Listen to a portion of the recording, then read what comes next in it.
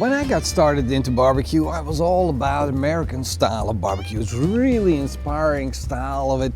You know, the big cuts of meat, big smokers, and well, the country music and the whole lifestyle thing just appealed to me because it was relaxed and it was enjoyable and it was something really nice to do on the weekends. And I started working on developing my skills in cooking ribs better and better until I had them down to perfection. But in the end, they kind of all started to taste the same.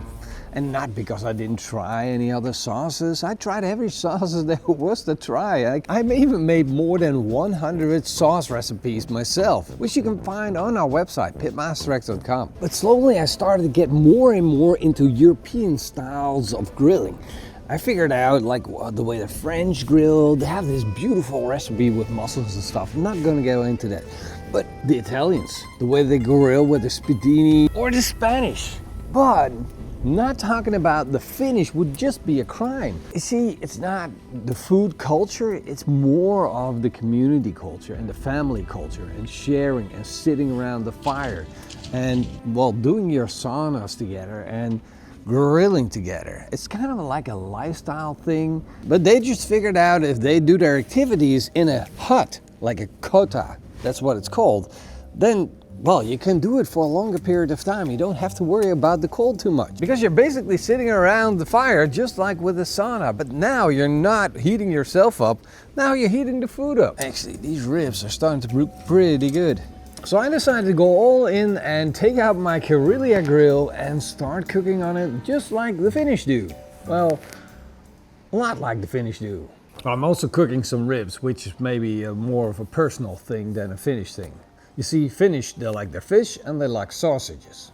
And of course they love plenty of other stuff too. But I really wanted to cook these ribs. And these ribs are kind of special because they are cut from my own pig. But we'll go deeper into that later. First things first, I want to fire up the Karelia grill.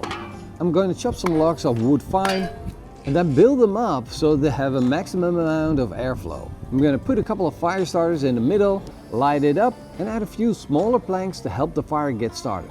I'm going to let the wood burn down and add logs as the wood starts to turn into embers. You don't have to preheat this grill. If you have a bed of embers and some wood on the fire, you know you're in a good spot to start cooking. And it's not that difficult because it's almost the same as sitting in a sauna. You just have to feel how warm things are. And if you're getting too hot, well, that's probably because the fire in the sauna is too hot. And the same thing applies to the grill. You just have to work with your hands, feel the heat of the fire, and it works the same way. If your hands are starting to cook, the meat is starting to cook. If it's just a little bit warm on your hands, it's not going to be enough. You need to really feel the heat. So you put your hand near where the meat is, and then if you can hold your hand there between 3 to 5 seconds, you have the right temperature.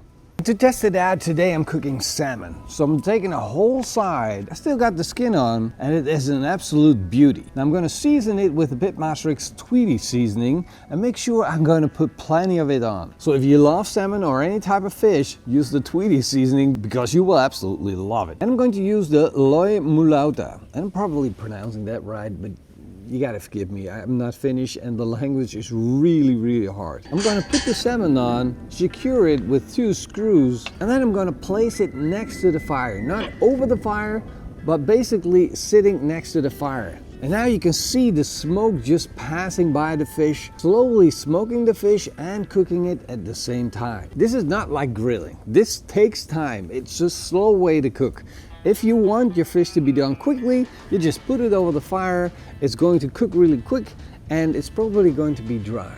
But if you do it the way we're doing it right now, with the fish on a plank on the side, it's going to get this slow smoking profile that you have never tasted before. There isn't anything like it. And if you want to know if it's done, just take your finger and push on the salmon. If it just instantly splits open and the fat's just starting to run out, you know the salmon is done. One big tip here is you don't want to see white stuff on the outside of the salmon, because that means you've been cooking the proteins of the fish over the temperature of 65 degrees Celsius core temperature. And that basically means you overcooked it. You're messing things up. So stay under that and you will be fine. And if your salmon looks like this, you know you're in a good spot. This is what you want on your barbecue.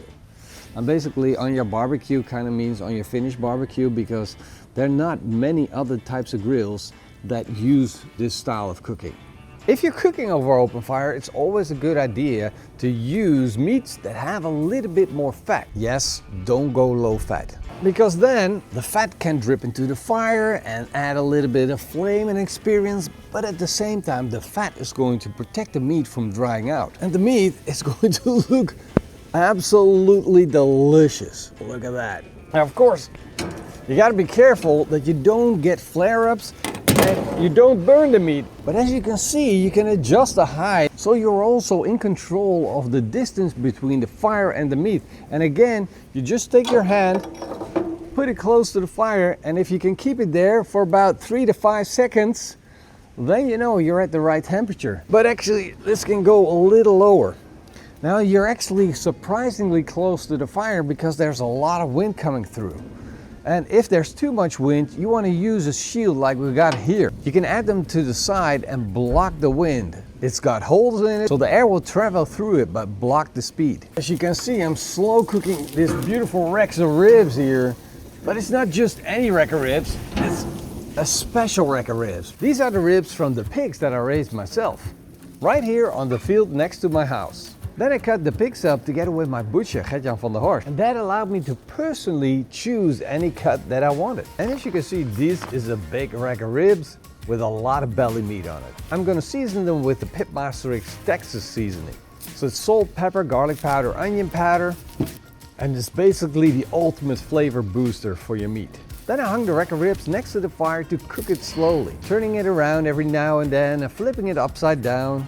So I want to make sure that I'm not burning this rack of ribs, but I want to cook it at the same time. So we're gonna pick up a little speed by putting it over the fire.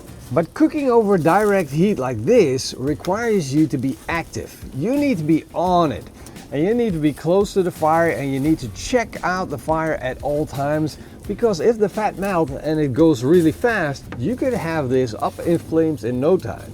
That's why the salmon sits on the side, because it's delicate. This is pure pork and lots of fat, so it needs hot.